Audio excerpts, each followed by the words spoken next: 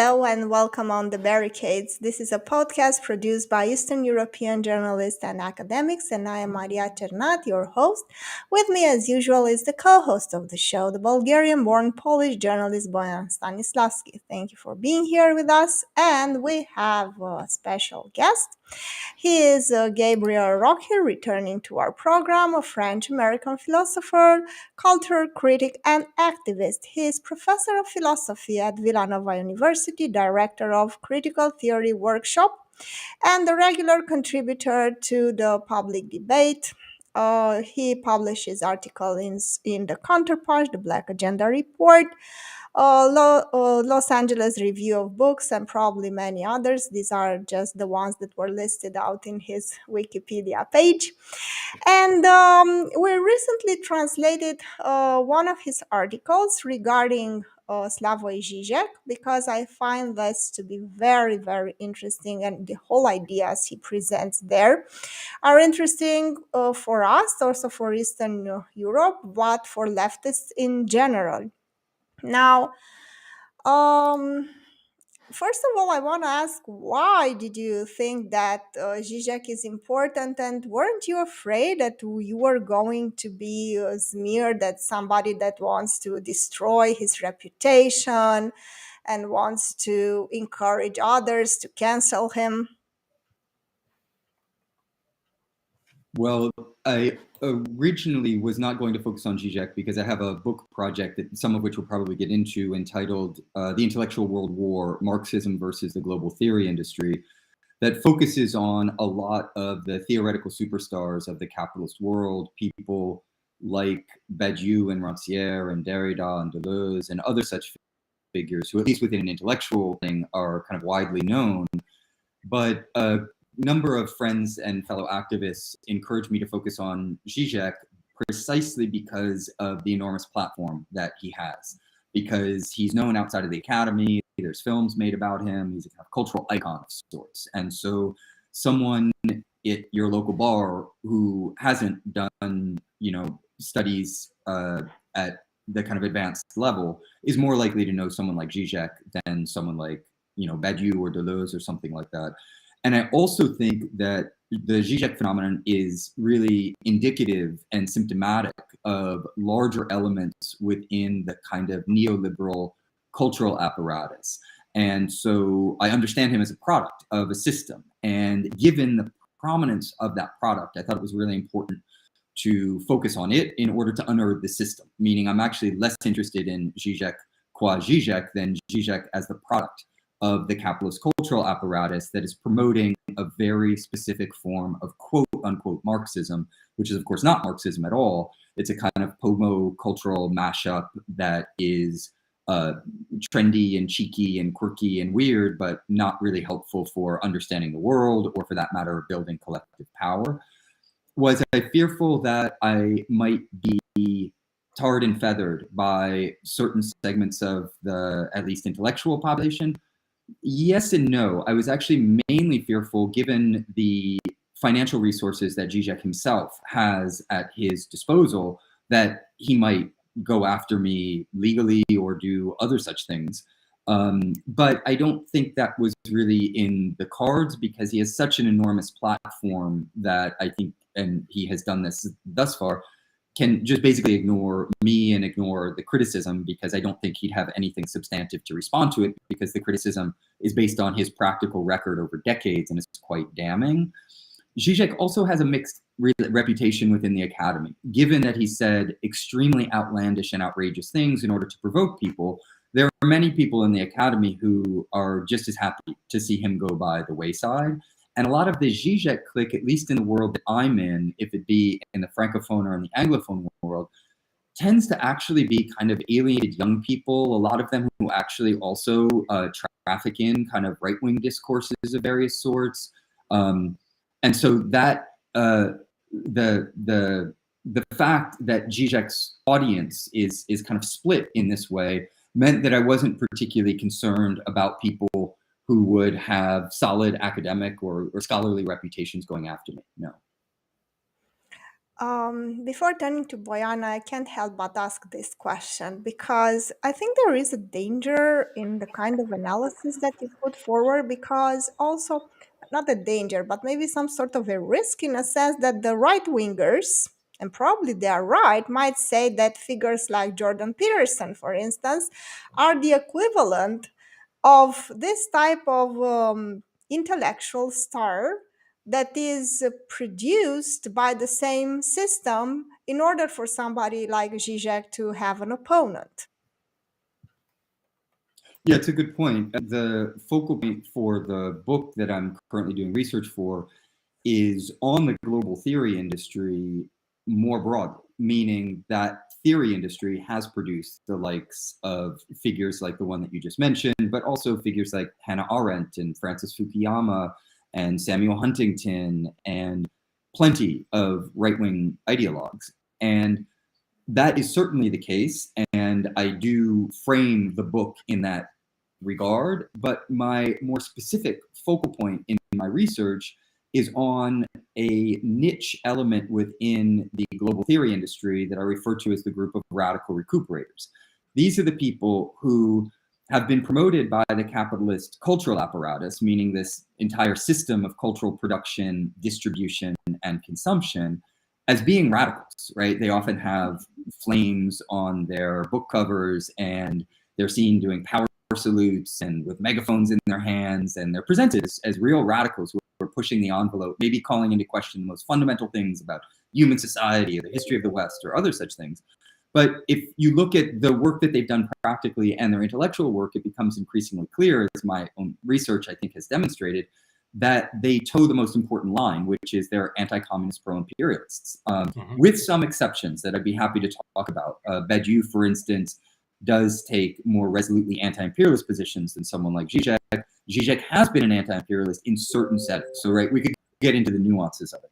But it was important for me to focus on this radical recuperator element within the global theory industry precisely because of how dangerous they are.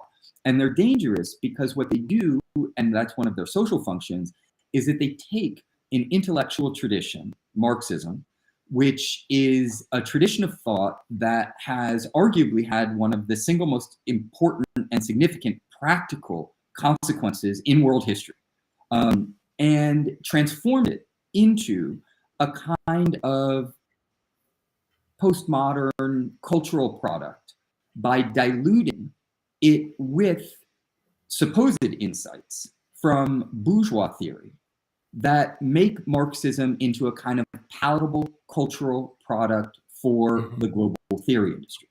What this does, and it's a part of the imperialist, it's part of cultural imperialism, is that then its aim is to destroy the historical materialist tradition and the dialectical materialist tradition of Marxism, replace it by this radical cultural product that is superficially Marxist, but at base not Marxist.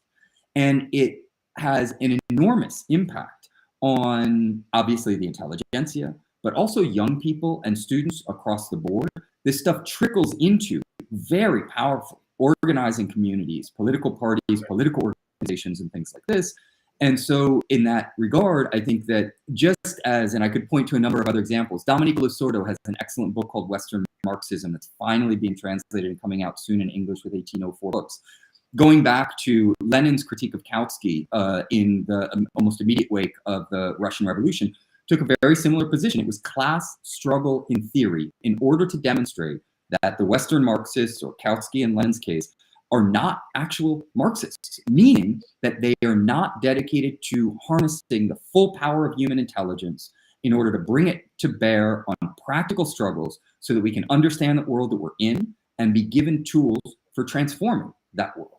Instead, we're giving this pomo cultural mashup and kind of commodities that we consume as a kind of ersatz for actual transformative theory. And so in that regard, I actually consider some of these radical recuperators to be extremely dangerous in the impact that they have on the left, while fully recognizing, of course, that the right-wing ideologues, one of whom you already mentioned, also have an impact. It's just that that impact is pretty transparent and obvious to a lot of the people on the left. the impact of the figures that I'm focusing on aren't. And in fact, I was trained that Marxism is Adorno and Horkheimer and Žižek and Badiou, and that turned me off, quite honestly, to the Marxist tradition because it was idealist, it was disconnected from real world and other such things that we might get into. Sure. Wow, that's so greatly put. We can almost end the program on that point. I mean, it's really fantastic. I totally agree with your analysis, and I'm a great kind of admirer and follower of your work, and precisely for the reason which you mentioned in your intervention here, which is, I think, the most fundamental thing that the left has detached itself from, like massively in Western Europe, or in the West, in the collective West, as the Russians like to say, which is your role in the whole system, your role in the society, your role in politics is not defined by what you declare, but what your function within that structure actually is. And when you look at things that way, you immediately come to discover that many leftist or supposedly leftist or leftist by declaration organizations, persons, non-formal groups, intellectuals, and so on, they aren't that, because they are basically formulating some theories or uttering some statements which might have a very radical sounding, and they might even, there might be a lot of grandstanding to it, right? And intellectual posturing and so on and so forth. But capitalism can easily accommodate that.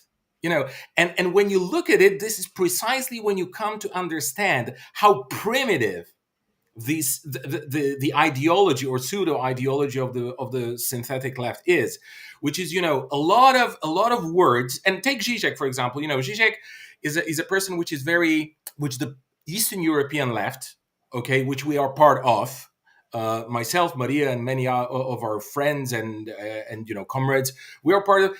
And Žižek is presented to the world as the top-notch product of our left. There is nothing better than the Eastern European left could have ever done than produce Žižek and send him all around the world to preach all those things. And then you come to listen to those preachings, and you discover after the first sort of after the first 15 minutes, let's say, right, you come to discover that it's a word salad. Like, mostly it's like a lot of very complicated, phrases which could be intimidating even intellectually for people who, perhaps are not familiar with philosophy, or people who are beginners on the left, and they come to encounter someone like Žižek who, shuffles quotes and then all those complicated phrases. But then when you break it through reality and through some practice and through some kind of usability, like how can I actually practically use it as a campaigner or as an activist or as a politician or beginning politician or whatever, commentator even, if you like, then you cannot use it in any meaningful way. I'm sorry. Mm-hmm. That's the whole thing here. And that's the function of Žižek, is precisely, and I think Maria is right here. The function of Žižek is to contribute to the synthetic discourse, which is synthetic discussion, which, I mean, there's nothing genuine about it. It's only synthetic. You, Maria, mentioned Jordan Peterson. That's exactly it. I mean, both Jordan Peterson and Slavoj Žižek, they have one thing in common, which is particularly irritating to me. I mean, extremely annoying, is like when you strip their theories or their statements of this word salad, of this window dressing, you know what remains? Pure banal nonsense. That's what remains. Like, in the case of Jordan Peterson, make your bed. That's his advice to humanity. In the case of Žižek, is like, you have to think of a better world more intensely. And it's all, it's all about some kind of game. And then, this game is not even funny, because when you come to think of this great debate, and I'm making inverted commas, signs in the air for those who listen to the audio, this debate between Peterson and Žižek, you will see that there was no discussion there. There was nothing to it. It was a complete loss of time for me. I've lost like 2 hours hoping to see something, controversial. And I'd like to ask you, Gabriel, to comment on how do you think this Frankfurt kind of school legacy has contributed via Žižek and via other people to creating this entity, which is exactly the left, or the kind of socialist left, communist, whatever, that capitalism can easily accommodate and use for its own purpose. Like, for example, many socialist, communist even groups in the US, when you see their history, I mean, their current even history, you will see that what they are doing is they are staging liberal rallies, and they sometimes try to nudge people to something, social democratic, and that's it. And that's supposed to be their great, five. So please comment on that, and tell me, what are your conclusions? Well, there's a lot in what you said. It's very, very rich. And so if I could, I'll just pick up on your first statements, and that is that I couldn't agree more that when you look at the work of intellectuals, you should judge that work from the point of view of the primacy of practice. People will say, re-say, and, kind of reframe what it is that they're doing in very, very different ways. And if we just look at their discourse and not at what they actually do and their theoretical practice, then we can be lost easily in their word salads, as you say. And the theoretical practice is not simply kind of what one does as an intellectual, but more specifically, how one's actions as an intellectual are situated within the social totality. And so much of the approach to intellectual history, unfortunately, is idealist through and through, meaning that it thinks that it's ideas that drive history.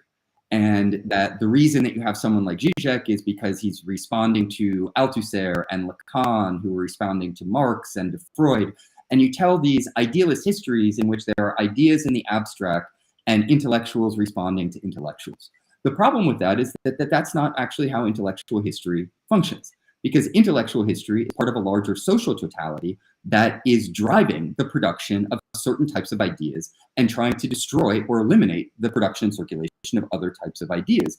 And so what we need to do is look at the intellectual practice of figures like Žižek or some of the others that we're talking about, but situate them within a materialist social totality so that we analyze the forces that have produced the figures who are producing the ideas that are so widely circulated. And a large part of my research has to do with unearthing the architecture of the US national security state and the British national security state in the cultural Cold War and its attempts to shore up what it refers to as the compatible left. And so it funded, to the tune of millions of dollars, a whole series of propaganda campaigns and institutions that had an expansive effect. In fact, so far that in the work of someone like Hugh Wilford, he refers to as the Congress for Cultural Freedom, one of the many propaganda platforms of the Central Intelligence Agency, as being perhaps the largest patron of arts and culture in the history of the world. Right? So these are enormous enterprises. And what we have to do, and what I'm trying to do in my own research, is look at the way in which the capitalist apparatus of cultural production, driven by these materialist forces, like some of the ones that I just mentioned and others, actually functions as the overall architecture within which then individual intellectuals will produce ideas that they'll market within this larger system. And the ideas that receive uplift, meaning those that take the kind of elevator to the sky and become immediately the most prominent and important ideas that are then parachuted everywhere else over the world, are those intellectuals whose theoretical practice give to the system exactly what the system wants. That is what Žižek is very, very good at doing. There's a word for that in the history of Marxism. It's called opportunism. When an individual gives to a system, particularly a capitalist and cultural imperialist system, what it wants, and what it gets in return is stardom, fame, junkets, money, and I'm sure a whole series of other things, right? All of the fringe benefits of being part of the intellectual labor aristocracy, if you will. And so it's these mechanisms that drive intellectual history, not ideas themselves, meaning it's the economic mode of production of capitalism that is produced within its superstructure, the cultural apparatus that I was talking about, this entire system of ideas, system of production, circulation, and distribution that includes, of course, universities, publishing houses, the conference circuits, newspapers, journalistic platforms. All of this is part of this bourgeois cultural apparatus. And one of the fundamental goals of the capitalist world has been to promote the compatible left at the expense of the communist or socialist left.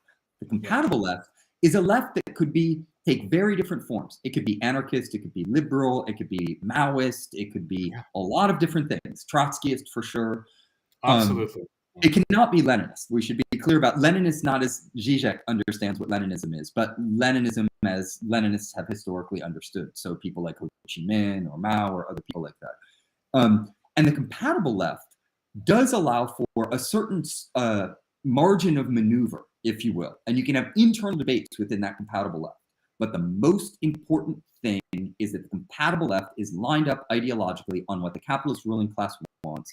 And the two pinnacles, really, or the two touchstones for that, are that you have to be against actually existing socialism in hopefully all of its manifestations, but at least the overwhelming majority of them, right? Yeah. Because someone like Badiou, for instance, supported the Maoist cultural revolution for a few years, but is anti-China otherwise across the board, right? Yeah. And you have to be pro-capitalist, or at least be accommodating with the capitalist order. And so what so many of these figures from the Frankfurt School to the present agree on is many of them say capitalism is a horrible system.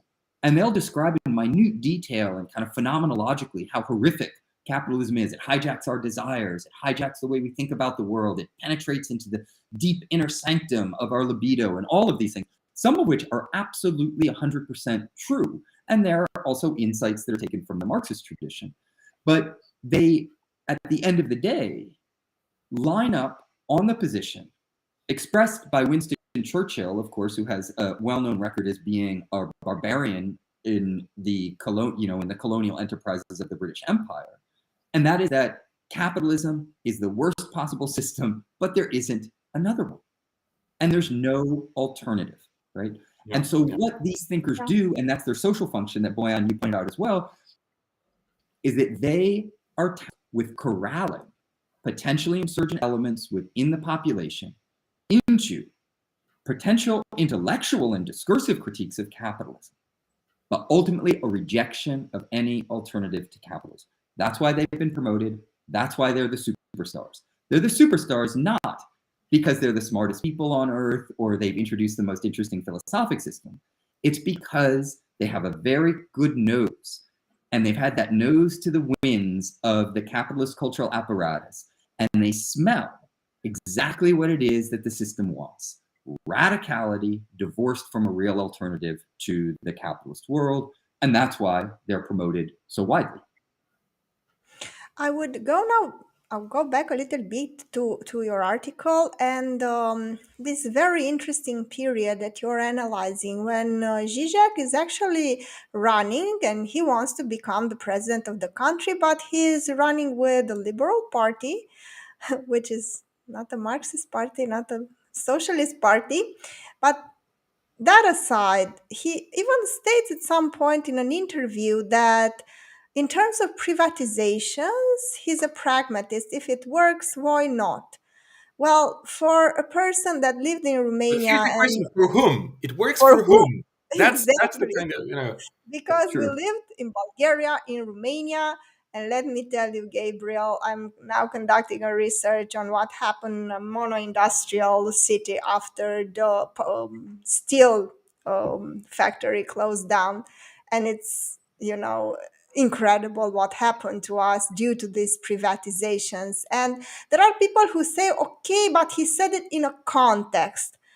Well, I don't buy that. Even saying this into a context, given the experience that I had. Concrete experience of millions, tens of millions of people.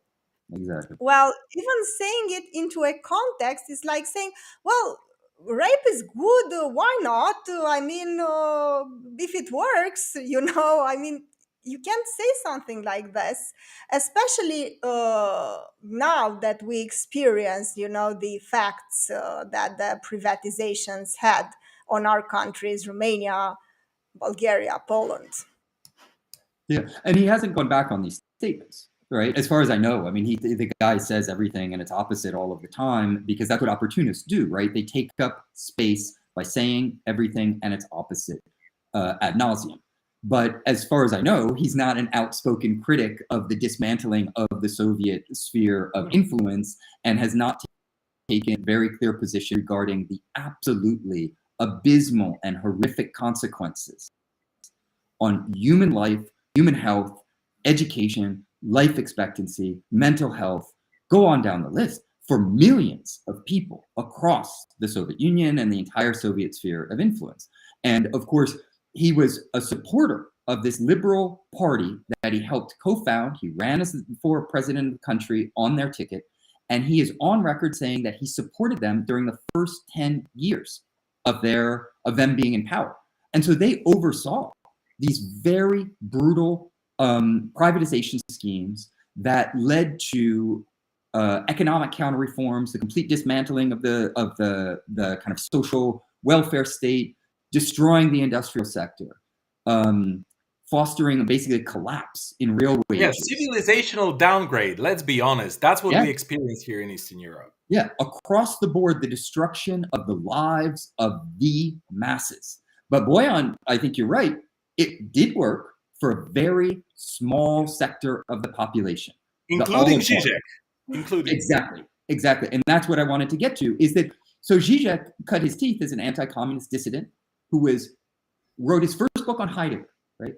Martin Heidegger is an unrepentant Nazi who has a very clear record, not only supporting the Nazis, but working as a Nazi rector in a German university, refused to apologize for it or change course in the wake of World War II, was then rehabilitated by a lot of the French theorists, particularly people like Jacques Derrida, as being the kind of greatest thinker of the 20th century. Derrida, who was also involved in running anti-communist, illegal campaigns against Czechoslovakia, and was arrested for that briefly and detained briefly for that.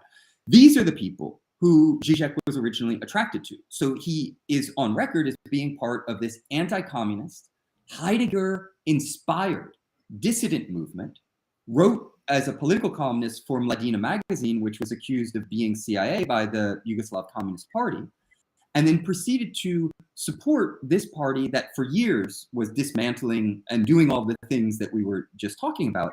And what did he get in return for that? Well, Žižek was part of the opportunist, petty bourgeois class segment within former socialist countries that has benefited immensely from becoming a star in the Western capitalist system. The guy's an Eastern informant who sold out the Yugoslav people for his own career and did it very explicitly, politically, intellectually, and he even supported the NATO bombing of Yugoslavia. He's on board with supporting the most heinous and criminal assassination of, obviously, some people who are involved politically, but also a lot of innocent civilians who got killed in this horrific enterprise. All of that, of course, is fine from Žižek's point of view because he has benefited immensely from it. He's someone who sold out the people for his own career. There's no better definition of an opportunist than someone who would be literally willing to throw millions of people under the bus for his stardom, his fame, his hits, his likes, his publications, his junkets, etc. Moreover, he's a big supporter, of course, of the European Union and of NATO, Slovenia. Especially now, vis-a-vis what's happening in Ukraine right now, right? Absolutely. Yeah. He's a supporter of the US-led proxy war in the Ukraine. He's pro-imperialist in that regard. And he also just doesn't understand very fundamental things about global class struggle, which we could get into. But a lot of that is because the lines that he takes coalesce perfectly with what the capitalist system wants. And so here you see the perfect synergy between what I was talking about before, the capitalist cultural apparatus that is an element of the superstructure that is looking for the intellectuals that it will give uplift to and create enormous opportunities for if they give to the system what it wants. And what do you have? You have a fake Marxist who is a pro-imperialist, who has a very concrete record of politically and intellectually supporting some of the most heinous forms of capitalism. And he says it. It's not like he's even hiding this. right? I have numerous quotes in the piece that we're talking about where he says it very explicitly himself. Yes, Right. yes, he does. And just one more thing here. But how do you explain? Because there are a couple of instances where he seems to be supporting the right causes. For instance, he supports Julian Assange, and he Well, but is there are many right wingers who campaigning. support Julian Assange too. So I mean, you can always make that case. Yeah, He but doesn't stand out necessarily. doesn't stand out. This is the first thing, and the second thing, you know what I find very interesting, and I think it's vital to discuss this because, of course, he has this word salads. Of course, he salad when he writes or he talks, but he's very clear when he discusses U.S. imperialism. For instance, he said that since Putin is the invader and Ukraine is like an innocent victim, he has to be castrated because this is what you do to invaders. So, no I mean, this ambiguity is so here. primitive, so primitive. Yes. This is the lab clean example of intellectual And he primitivism. Can you get more primitive than this? I'm sorry, it's just And Well, he also helped create, this mythology where you have the aggressor and you have the victim, and anything you say means that you downplay the aggression and all the rest. yeah. And there is, so first thing, he sometimes seems to support the right causes. And the second thing, when he seems confused, it's okay, it's about a lot of things, but not, he doesn't seem at all confused about US imperialism. Yeah, that's a really good point. Zizek has such an enormous platform and is constantly pumping things out. And so he's taken a lot of positions. Some of them he's contradicted over time. It is true that if you look at his record, he supports Julian Assange. He has expressed support for the Bernie Sanders campaign in the US. As far as I know, he's expressed at least some concern for the Palestinian people and the Palestinian struggle. He at times has pointed out the US imperial record internationally. There are certain elements that you might want to agree with kind of tactically speaking. Like there's a lot of people who would support Sanders not as the savior or the kind of strategy, but as a tactic within the US empire for, a better option than someone like Biden or Trump, for instance.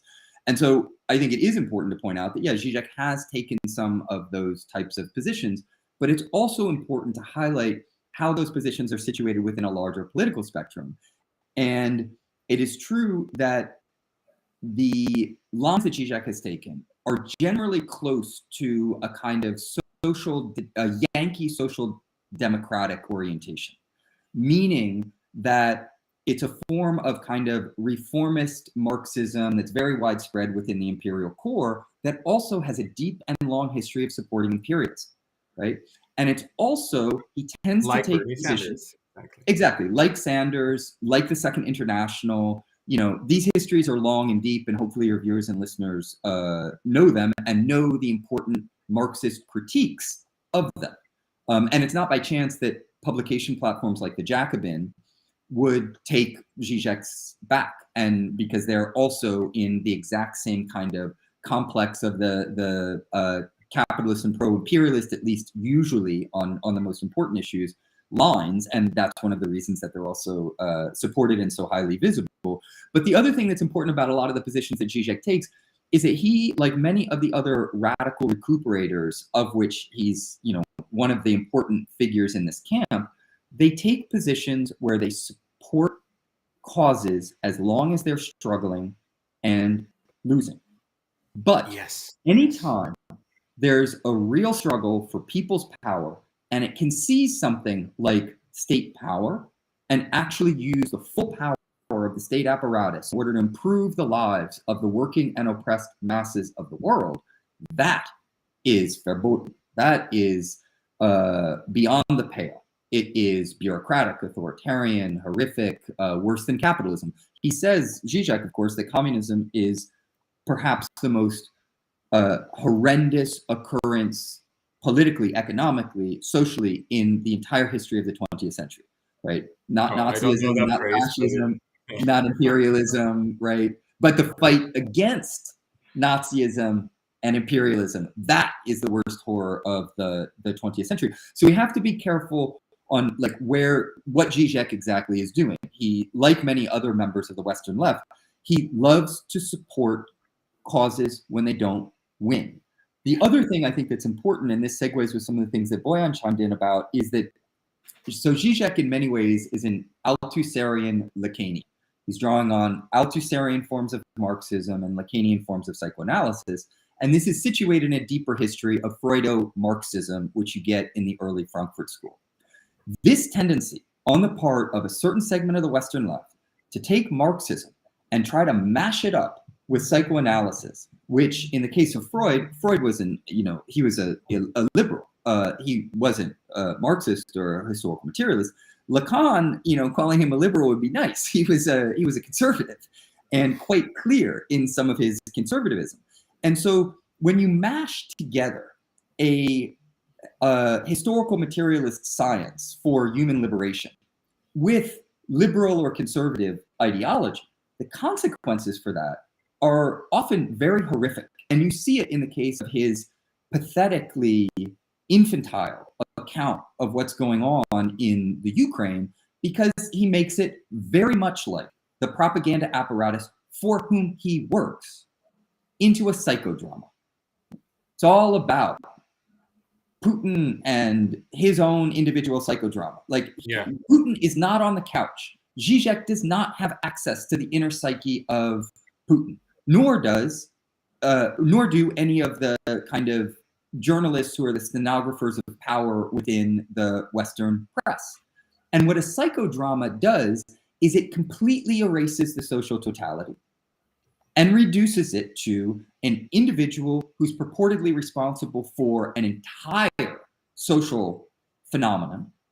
And then that individual is diagnosed not because they're on the couch, but because there's a whole series of assumptions that an individual intellectual, a Lacanian like Žižek, would bring to the table and project onto Putin. Exactly. It's all about projection. Yeah. Ascientific, devoid of any evidentiary basis whatsoever. And he gets away with it in part because he flexes his kind of Lacanian jargon. And anyone who reads him often will say, well, I don't know what the real is and the symbolic, and these are really complicated terms. Žižek must have some privileged access to these deep structures of the human psyche that have been demonstrated by Lacan.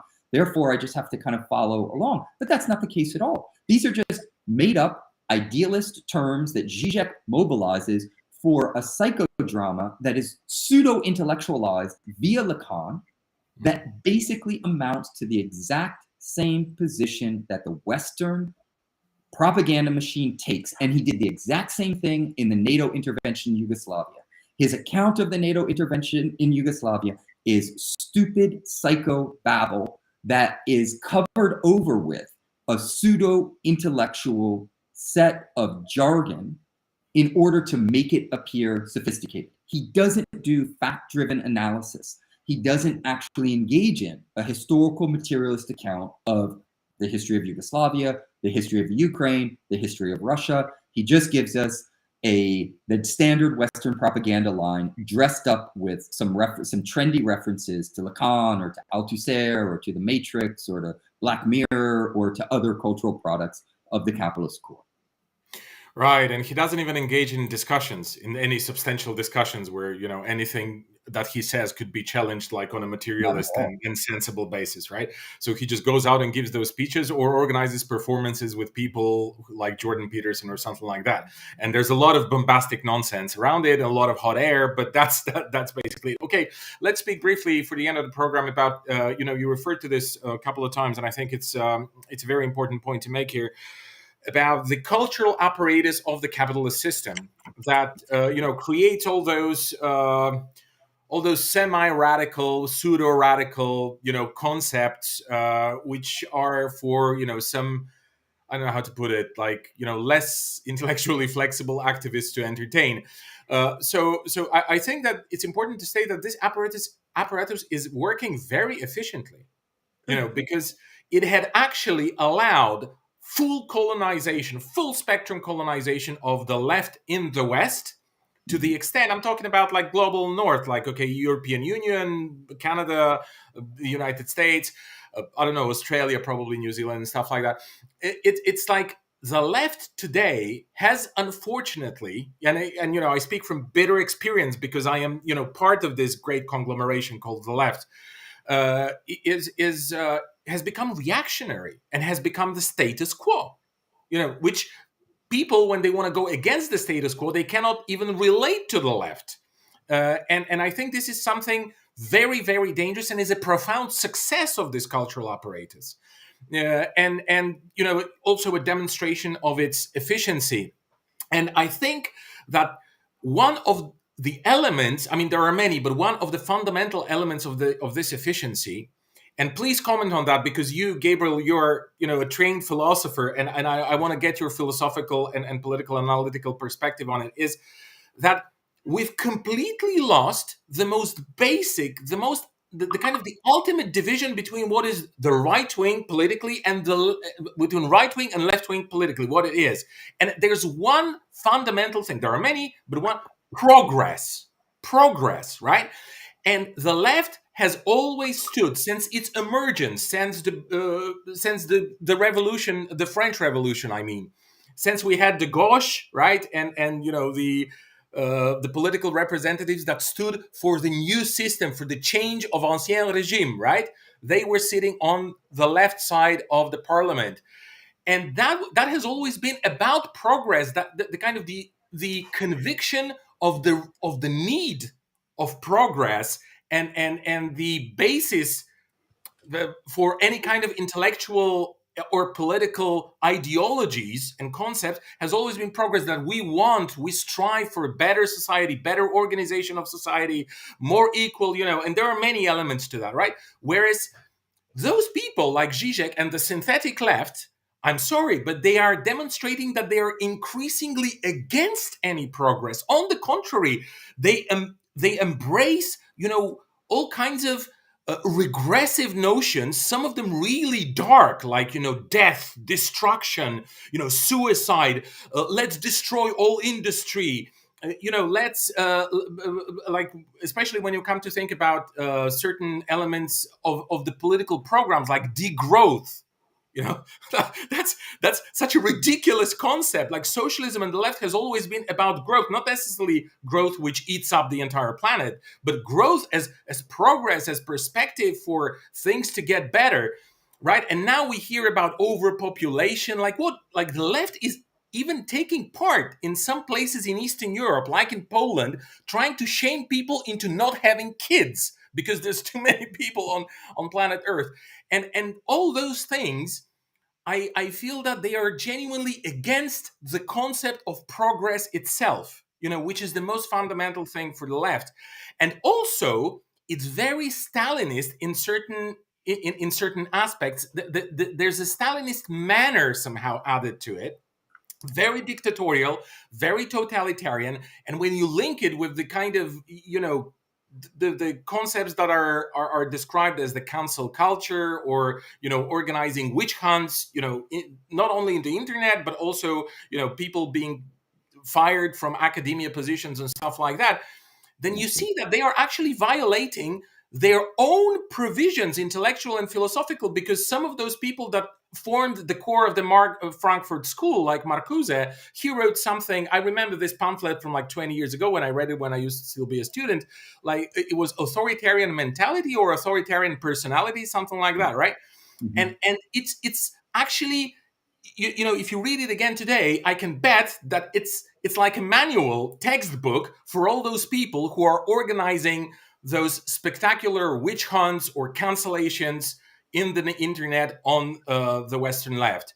How is this all working? I mean, it's so contradictory internally, and you know, so contradictory to the declarations that are being made by those people. But it's still, you know, it's still there. It functions. Is it what I mentioned in the beginning, the efficiency of this cultural apparatus, or is there something else to it? Well, there's a lot in what you said, but I do think that you're right that the cultural imperialism that has sought to redefine the left as the compatible left has been very successful at certain levels. So that if you operate within certain segments of the population, like the petty bourgeois class stratum or the intelligentsia within the imperial core, you are most likely going to think that Marxism is people like Žižek and Badiou and Deleuze, for that matter, others like that, and that this cultural imperialism also has an enormous impact on the global South, because then the intelligentsias there often are put in situations, depending on what part of the global South we're talking about, the capitalist global South, where if you want to advance in the world, then you should be in dialogue with, you know, people like Judith Butler or Nancy Fraser or these types of figures who do not have a record of supporting actually existing socialism, of course, on the contrary.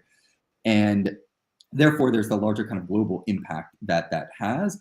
But another element that I think is really important is that this redefinition of the left, which I want to get back to in a moment, as the compatible kind of pro-capitalist and pro-imperialist, or at least accepting of capitalism and imperialism, that project has also been driven by and a consequence of the evolution of capitalism, particularly within its neoliberal phase. Because what we've seen since, you know, we could go back to the 1970s, and this has all been in fits and starts, but what is very clear at this point in time is that that neoliberal model has left capitalism in an extreme state of crisis, degeneration, and there is the decline of what many refer to as the unipolar world, or the world led by the vanguard of capitalism, which is the United States. And you also have the persistence of the global socialist project. So the soothsayers of the end of history had announced that socialism is over in the 1990s, but it's clearly not, because of the persistence of socialism in a whole series of countries around the world, but also the very important rise of China, which is now the second largest economy in the world and is on course to surpass the United States, and has a global development project, the Belt and Road Initiative, that works with 150 countries, maybe even more at this point in time, around the world, and has put forth a model for global development that is pitted very clearly against the IMF and the World Bank. So what this means is that you have a crumbling capitalist system that cannot shore itself up and overcome its contradictions, coupled with not only the persistence, but the intensifying rise of the threats of socialism. Within this context, we should not be surprised, unfortunately, that the ideological formation within the imperial core would be moving increasingly to the right, embracing various forms of fascism and being increasingly totalitarian in its rejection of just the democratic access to information. The idea that people should have access to what communists say, what socialists say, what people in China say, what people in Cuba say. That democratic openness to thought and to discourse has been, I mean, this has been a project that's been decades in the making. It was already very, very small, but the vice is being put on that. And so increasingly, you see, given the crisis of capitalism, and not only the persistence, but the rise of socialism, in particular as it's manifested itself in China, has led to, it's a socioeconomic and cultural crisis within the imperial core that is going to, I think, continue to define ideological and, for that matter, more kind of overtly socioeconomic struggles in the coming years. And I think that on that front, one of the things, you know, everything that you said about progress, I agree with the fact that if we're involved in the human project and we want to take it seriously, we have to aim at progress, not in terms of looking back on history and just thinking that people before were, you know, worse or bad or something like that. There's all this moralism that gets bound up with the idea of progress. It's like, no, we want to develop better societies. We want societies that are less oppressive, less exploitative, that destroy the environment less, where people can actually have a sense of stability in their existence so that they can develop themselves culturally and intellectually. We want that progress. And there is a system called socialism that has proven its ability to do that. And so I think that right now we're in a situation where I don't think I fully share, I don't want to put words in your mouth, but there was a little bit of a pessimistic tone in some of what you said, some of which I share. But I'm also not simply optimistic at a subjective level, like I want to believe that there are other options, but I'm what I would refer to as objectively optimistic. Meaning when I look at the world today, it is very clear that socialism is solving a lot of the problems that capitalism cannot solve. And it's also crystal clear to me that there is an increasing level of ideological rejection of the dominant dogma, in particular among young people. But I've seen it across the board, where the baby boom generation that had formatted us into this totalitarian and dogmatic anti-communism no longer has the traction that it once had.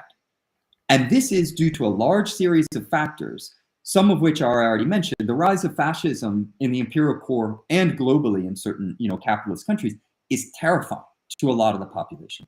The risks of World War III are now closer than they ever have been, and the doomsday clock is closer to nuclear annihilation than it ever has been in the history of humanity. That makes a lot of people raise the question of, oh, maybe I should open up my spectrum of analysis beyond what I've been indoctrinated into thinking. Thirdly, the ecological collapse is catastrophic. And this means that people are looking at a world in which there might simply no longer be a world if the capitalist world continues in the direction that it goes in. All of this is pitted against the resilience and the continued growth of the socialist world.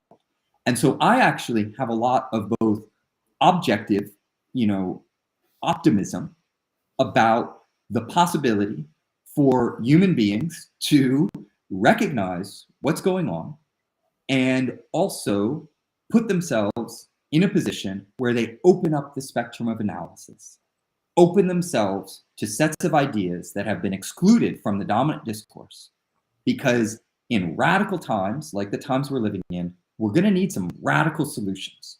And so people should plug themselves in and figure out what's going on, because really what's at stake, and this has always been the case in the socialist struggle, but you can see it much more clearly now, I think, that at any point in history, what's at stake is the future of humanity.